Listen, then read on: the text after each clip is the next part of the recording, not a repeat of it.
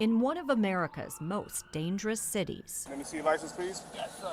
I don't even see a plate on it. some drivers feel targeted What y'all put me over for again, though?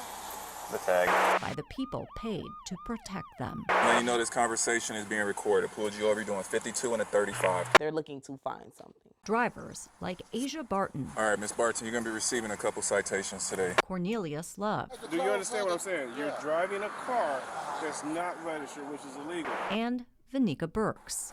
I didn't get a speed on you, but I could tell you were going quite at a fast rate of speed. All three stopped by Cleveland police. Red and blue lights it's really not a good thing. For the first time, Cleveland collected data on who gets stopped. News 5 investigators partnered with the Marshall Project Cleveland to analyze the information. Last year, police made close to 17,000 stops. 63% of the people were black.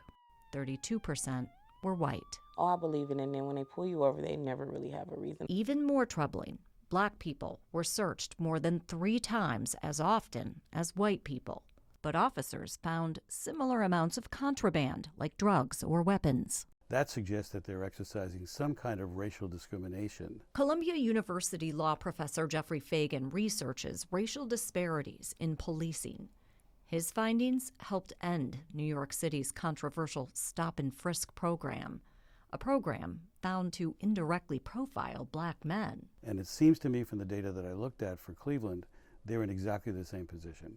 They are indirectly profiling black drivers. We also looked at why people were stopped. We found 3 times as many black people were stopped for suspected criminal activity.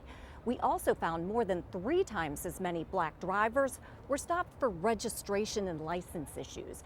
And more than 3 times as many black drivers were stopped for equipment violations. Violations like tinted windows. So just so you know, your window tint's too dark for that temp tag. Vanika was pulled over 4 times last year, but not cited during this stop.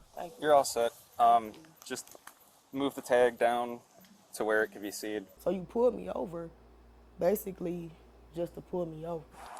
Racial disparities in low-level stops can indicate they were pretextual or an excuse to go fishing for something bigger. They are using race as a pretext for making a stop, and the pretext is just not turning out right.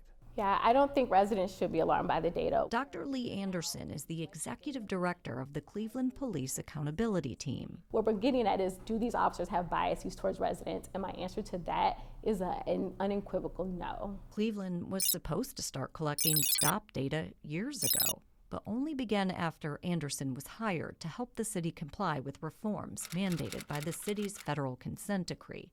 Reforms agreed to after a 2014 U.S. Department of Justice investigation found Cleveland police violated people's civil rights. There aren't any sort of hard and fast rules for how the data should look when it comes to traffic stops and investigatory stops. The vast majority of our officers are doing things constitutionally. Safety Director and former police chief Wayne Drummond How you doing, ma'am? says officers receive training on how to make stops, are scrutinized by supervisors, and watched over by the federal monitoring team. We have oversight over oversight. We also have accountability measures in place. In cases we reviewed, officers were polite, Get to work safe, all right? even lenient. All right, man. Take care of yourself. I should be towing it. Okay, I'm sorry. I didn't know. I just bought a car. They're not out as this nasty myth out there to violate anyone's rights. Andy Gasheshki is the president of the Cleveland Police Patrolmen's Association. It's not a race issue of searching or even stopping.